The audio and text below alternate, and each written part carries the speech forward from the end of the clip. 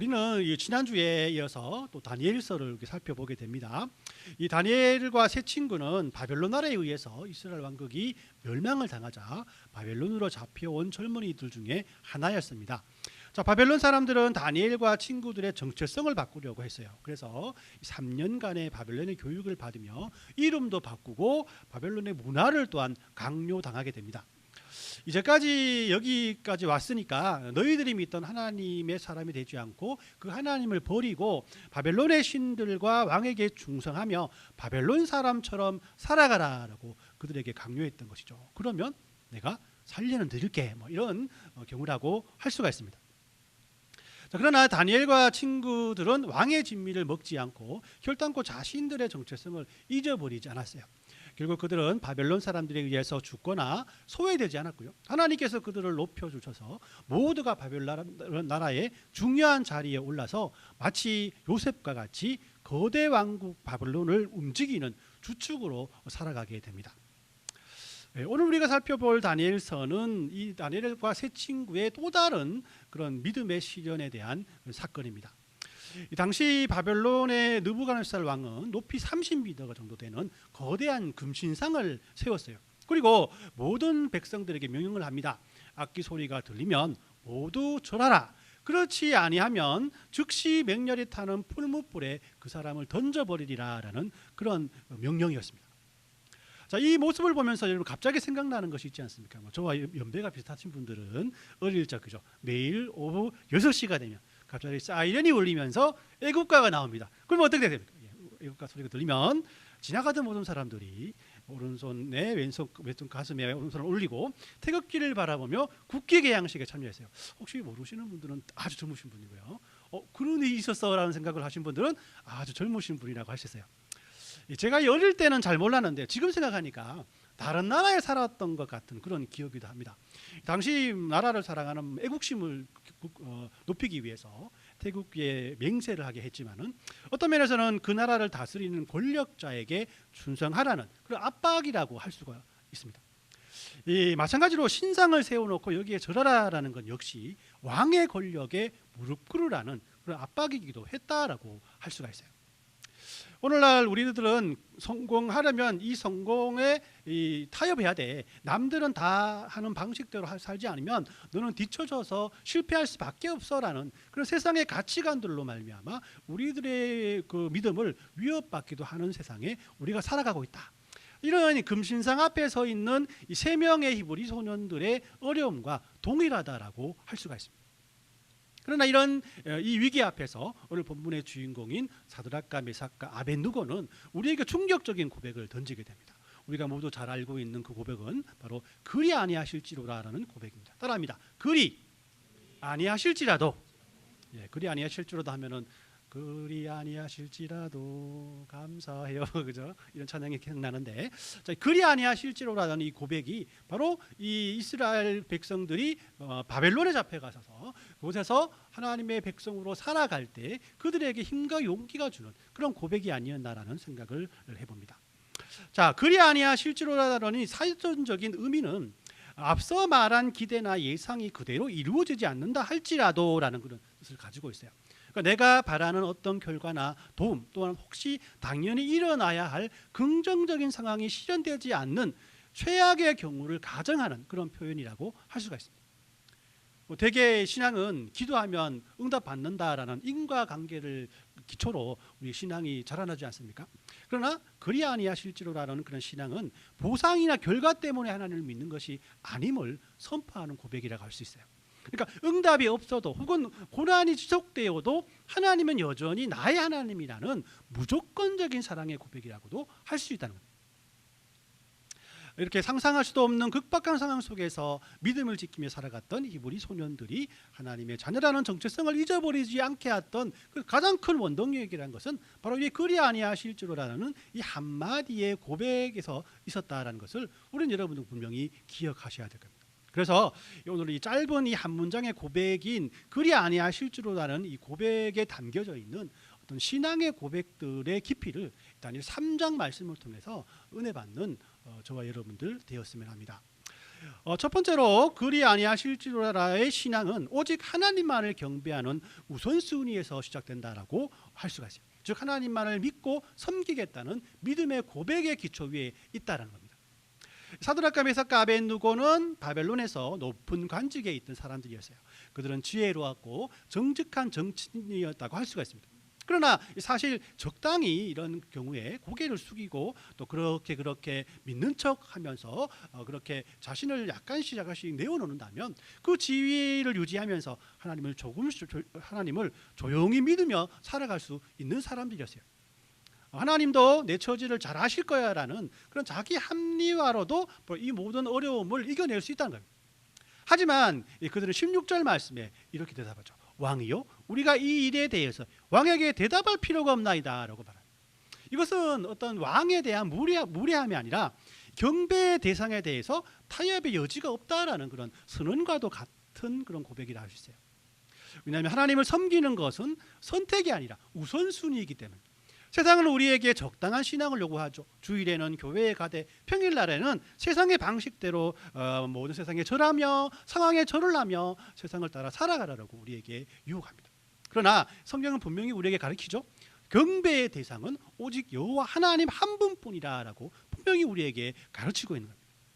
여러분들 하나님을 경배하는 우선순위를 삶에 적용하는 것은 거창한 종교적인 행위보다도 일상의 선택과 마음의 태도를 바꾸는 것에서부터 시작된다라고 여러분들에게 말씀드리고 싶습니다. 먼저 이 우선순위는 곧 시간 배분에서 드러난다고 할 수가 있어요. 하루의 가장 중요한 시간을 하나님 앞에 떼어놓는 그런 훈련이라고 할 수 있습니다. 자, 우리는 계속해서 일명 조석 오기를 실천하고 있지 않습니까? 아침에 일어나서 가장 먼저 스마트폰을 확인하는 것 대신에 짧게라도 기도로 시작하는 겁니다. 또 바쁜 하루의 삶 속에서 송이꿀 단톡방처럼 그죠? 말씀을 읽어보자는 거예요. 하루의 첫 마음을 하나님께 고정하는 이 5분이 잠자기 전 5분을 하나님께 드리는 이 하루의 일과 속에서의 그런 하나님을 의식하는 그 의지 그리고 그 생각들이 우리의 영혼을 하나님께로 향하게 하는 그런 영적인 닷과 같다라는 것입니다. 그리고 중요한 결정을 내리기 전에 스스로 한번 이렇게 물어보시기 바랍니다. 이 선택이 하나님을 기쁘시게 하는가? 아니면 사람을 기쁘게 하는가? 아니면 나를 기쁘게 하는가? 직장생활 속에서 인간관계 가운데 무엇을 어떤 구입을 하는 데 있어서도 이런 질문을 한번 던져 보시길 바랍니다. 이런 질문을 던지는 것 자체가 하나님의 삶의 우선순위로 두는 그런 믿음의 삶이라고 할 수 있는 거예요. 또한 내가 불안할 때 여러분들 가장 먼저 찾는 것이 무엇인가를 한번 생각해 보시길 바랍니다. 내가 먼저 어렵고 힘든 일이 생길 때 불안할 때 통장 잔고를 먼저 찾는가, 또 인맥을 한번 찾는가, 아니면 나의 경력을 한번 되돌아보는 가. 그것이 무엇이든지 하나님보다 더 큰 안정감을 준다면은 또한 그건 역시 우상일 수 있다는 거예요. 그러니까 매일의 삶에서 나는 오직 하나님 한 분만으로 충분합니다라고 의도적으로 고백하며 다른 것들을 하나님 앞에 내려놓는 연습이 바로 하나님을 삶의 우선순위로 두는 그런 훈련이라고 할 수가 있습니다.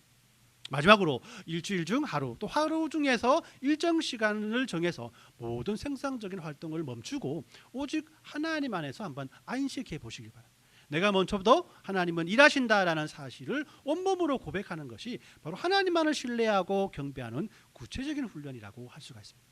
즉 내가 주인된 자리에서 내려와서 모든 순간에 하나님의 시선을 의식하며 사는 것이 하나님이 우선순위가 되는 신앙생활이요 하나님만을 경배하는 삶임을 여러분들 잊지 마시길 바랍니다.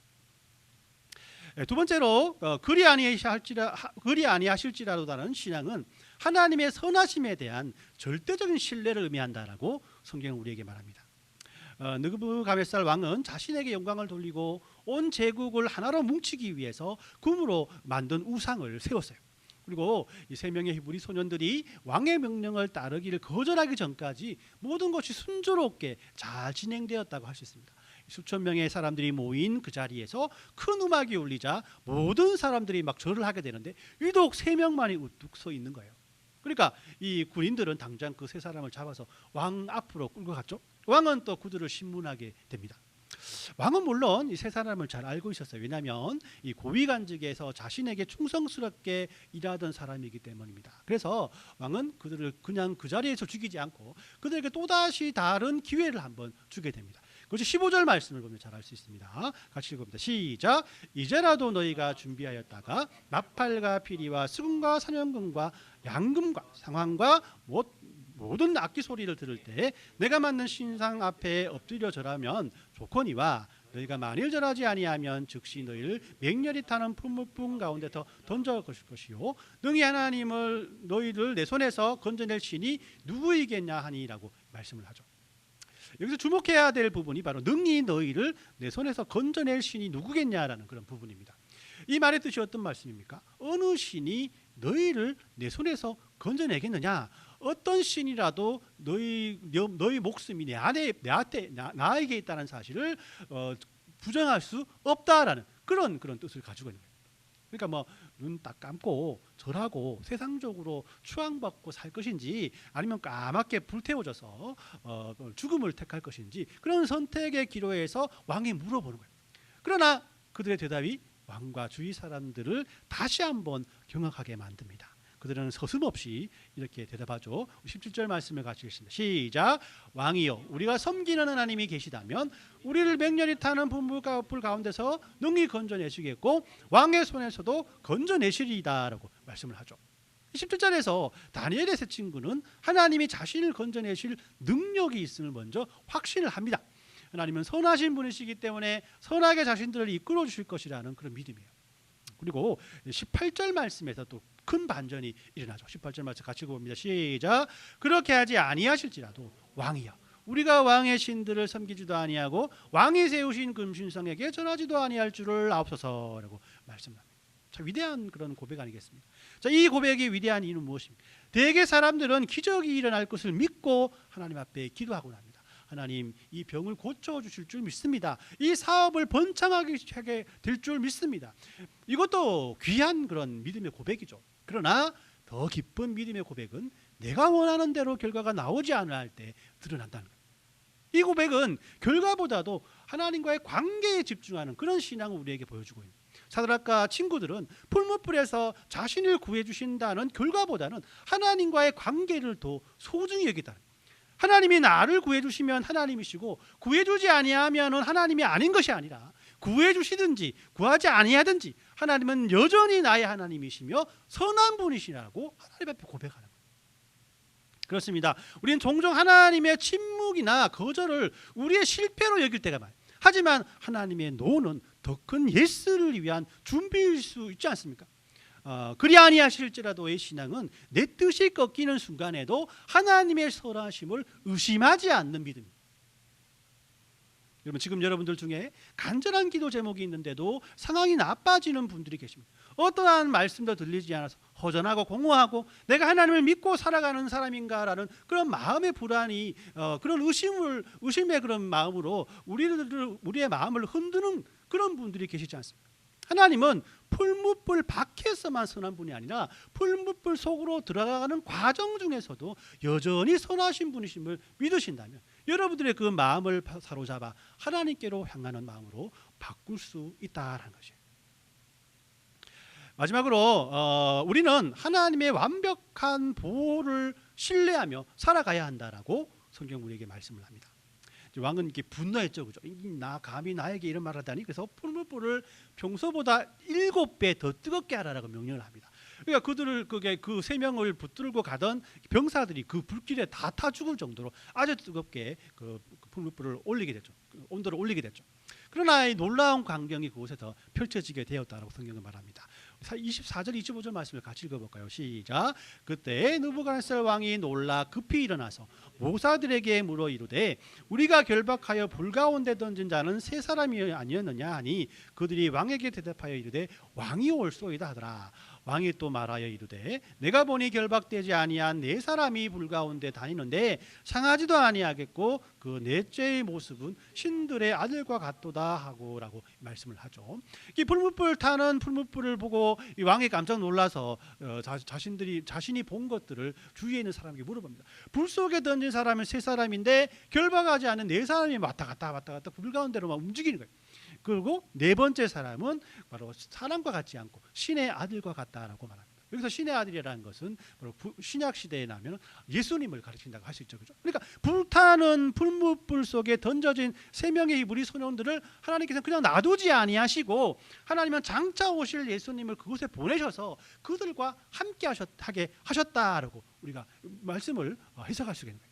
하나님은 그들이 불 속에 들어가지 않게 그를 막으시지 않았습니다. 대신에 그 불 속에서 먼저 들어가서 그들을 기다리고 계셨다라고 말씀하고요. 그리고 그들의 머리털도 걸리지 않게 또 그 겉옷도 변하지 않게 불탄 냄새도 나지 않게끔 하였다라고 그들을 보호해 주었다라고 성경이 우리에게 말씀하고 있습니다. 이 진정한 보호는 고난이 없는 상태가 아니라 이 고난의 한복판에서 주님과 함께 걷는 그런 믿음이라고 할 수 있습니다. 이것이 하나님과 또 하나님이 우리와 함께 하신다는 임마누엘의 그런 은혜 아니겠습니까? 하나님이 보호하시면 어떤 세상의 강력한 공격도 우리를 본질적으로 해칠 수 없다는 그런 고백이라고도 할 수가 있습니다. 자, 이런 하나님의 보호하심은 바로 우리와 함께 하시는 하나님의 보호하심은 우리를 핍박하던 그 다니엘의 세 친구들을 핍박하던 왕을 도리어 하나님을 경배하게끔 만들었다라고 성경 우리에게 말씀을 합니다. 우리 28절 29절 말씀을 같이 봅니다. 시작. 느부갓네살이 말하여 이르되 사드락과 메삭과 아벳느고의 하나님을 찬송할지로다. 그가 그의 천사를 보내사 자기를 의롭게 하고 그들의 몸을 바쳐 왕의 명령을 거역하고 그 하나님 밖에 다른 신을 섬기지 아니하며 그에게 차지 아니한 종들을 구원하셨도다. 그러므로 내가 이제 조서를 내리노니 각 백성과 각 나라와 각 언어를 말하는 자가 모두 사드락과 메삭과 아벳느고의 하나님께 경솔히 말하거든 그 몸을 쪼개고 그 집을 거름토로 삼을지니 이는 이같이 사람을 구원할 다른 신이 없음이니라 하더라라고 말씀을 하죠. 결국 이방 왕 느부갓네살이 입을 열어서 하나님을 찬송합니다. 왕은 곧장 이 모든 일들이 지극히 높으신 하나님, 사드락과 메삭과 아벳느고의 하나님 덕분으로 일어난 것이다, 일어난 기적이다라고 하나님을 높이는 그런 말들을 하게 된다. 이렇게 우리가 하나님의 보호하심을 신뢰하고 고통과 고난을 통과할 때 세상 사람들은 우리를 통해서 살아계신 하나님을 보게 되고 그 하나님을 경배하게 된다라는 것을 우리에게 말씀하고 있는 거예요. 말씀을 정리합니다. 이 풀무불이라는 고난과 정죄 앞에 소극절없이 무너진 많은 사람들이 있지 않습니까? 그들의 공통점이 무엇입니까? 그 고난과 어려움을 하나님보다 더 두려워했다는 거예요. 우리는 실제적으로 우상 숭배를 강요받는 바벨론이라는 문화 속에서 하나님과 풀무불 사이에서 선택의 강요를 받는 사드락과 메삭과 아벳느고의 모습을 통해서 또한 이 현대를 살아가는 우리들의 모습을 볼 줄 알아야 합니다. 그래서 오늘날 우리에게 필요한 신앙은 꽃길만 걷게 해달라는 기복적인 믿음이 아니에요. 비록 내 앞에 7배나 뜨거운 풀무불이 기다리고 있을지라도 하나님이 선하시고 하나님께서 우리를 인도하신다, 하나님은 보호하신다라는 그 믿음을 가지고 당당히 그 길을 걸어가는, 그리 아니하실지로라는 믿음이 우리에게 분명히 필요하다는 거죠. 하나님은 우리들을 결코 혼자 두시지 않기 때문이다. 우리들이 고통받는 그 자리에서, 우리들이 근심하는 그 자리에서 예수님께서 네 번째 사람으로 우리와 함께 하실 것이라는 것을 우리에게 약속해 주기 때문입니다.